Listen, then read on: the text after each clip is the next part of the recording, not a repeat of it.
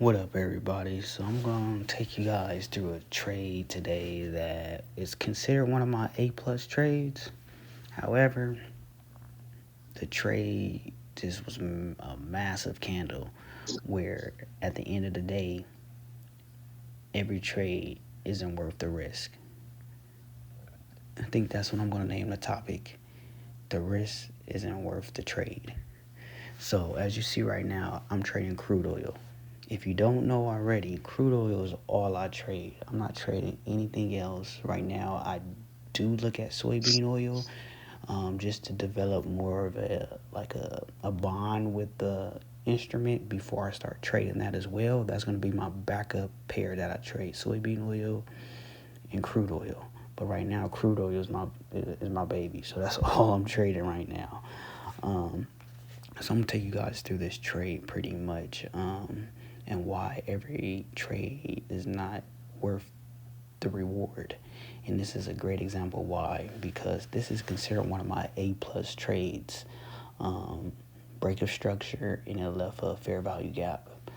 Now, I'm gonna do a quick little overview and let you know as far as where I was looking to enter at. I was actually looking to enter at the very top of the market where you see the pink line, the pink little line up there. That's where I was looking to enter. That's actually the 1 hour fair value gap that price didn't push into up there. So I was anticipating price to push in that area so I can sell. However, it did not push in that area, so I had to make an adjustment. Now, my adjustment was the 4 hour structure break. What we're looking at is the 4 hour structure break. Now, that box that I just put there is not the official fair value gap. However, I like to just pre-measure to see what to expect. And as you've seen, that candle looks crazy. And at this point, that's when you have to factor in, is it worth the risk to reward? Because at the end of the day, we're trading. And when you're trading, you're trying to leverage capital. And you're trying to preserve as much capital as possible, because guess what? It's a numbers game. It's all percentages and odds. So what I'm looking at here, I'm looking at this 3-minute candle that was epic, a huge drop. So I was hoping, anticipating that 3-minute candle will keep pushing up. That's why I have my box right there. But as the video goes on, you will see that I pretty much readjust the fair value gap to the real original level. So you're probably wondering, or you're curious, why are you switching between a 3-minute and a 5-minute time frame? So the reason why I'm switching between a 3 and 5-minute time frame is simply because I typically like to use either the 3-minute fair value gap, as you see that I'm putting the box right there, or the 5-minute fair value gap. Now keep in mind that each time frame fair value gaps you may not see. So you may see one in a 3-minute, but in a 5-minute you may not catch the fair value gap because it is not one that's visible. But when you switch time frames, you're able to see the fair value gap. So it's vice versa. You may not see the fair value gap in the 3-minute, so you got to jump to the 5-minute. That's one reason why I do that.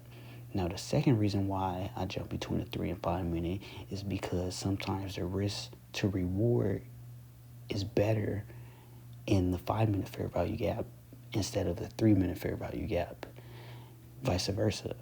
So when you realize and understand that, then you understand where you should hop in at. Because at the end of the day, I'm trying to limit as much drawdown as possible. I don't like to see too much drawdown, but I'm okay with seeing drawdown, if that makes sense. So what I'm seeing here, once that candle closed, I knew if it doesn't pull back at least 50%, I'm not hopping to this trade. And at the end of the day, it sucks watching a beautiful A+ trade take off in your favor and you're not able to get in it.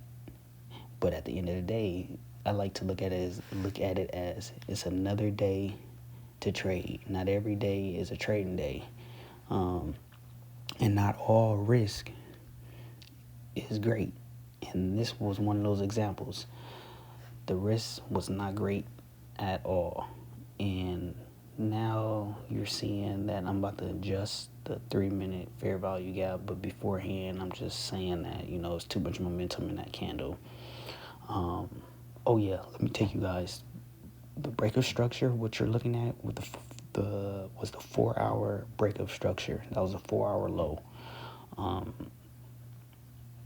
That was pretty much the 4-hour low. And the third line to the bottom is the liquidity level of the daily, and it also showed as the liquidity level as a 4-hour candle. So if you don't know what liquidity looks like, just stay tuned. I'll go over in more depth about what I look for. Everyone has their own, skills, their own way of trading, but I'm more conservative, so I'm not looking to chase price. If price run without me, unfortunately, I gotta sit on my hands and just watch the trade play out.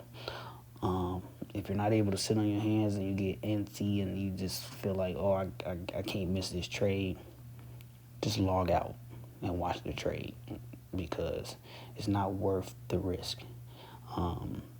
As you see now,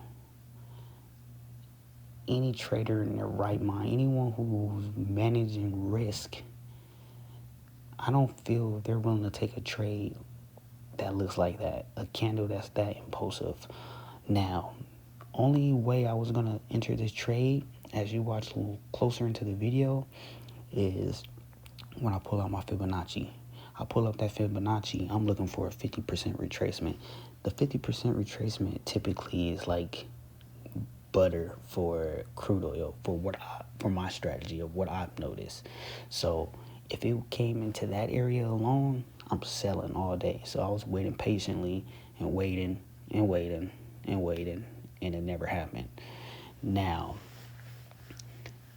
you're gonna sit on the sidelines on some trades, and you gotta realize that, hey, it wasn't your day. It wasn't for you. So noticing that, knowing that, understanding that, and being okay with that, which is more harder than ever, is being okay with a trade that run past you, is being okay with watching a trade run past you. So I'm moving to stop the bar up. That's what we're looking at, is the real 3-minute fair value gap.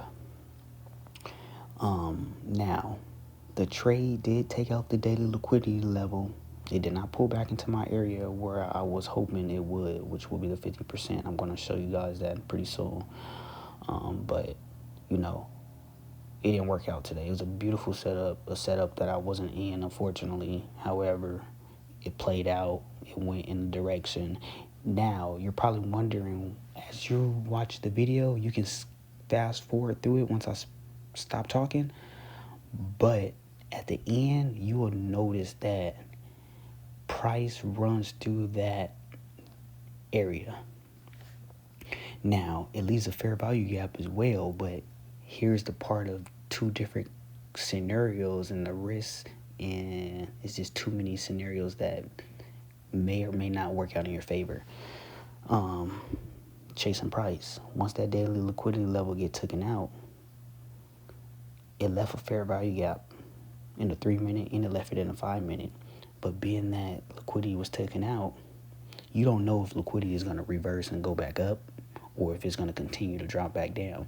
So being patient and just being okay with knowing that the trade is over with is a discipline in itself. It acknowledges that you're okay with missing trades. You're okay with letting the trade play out.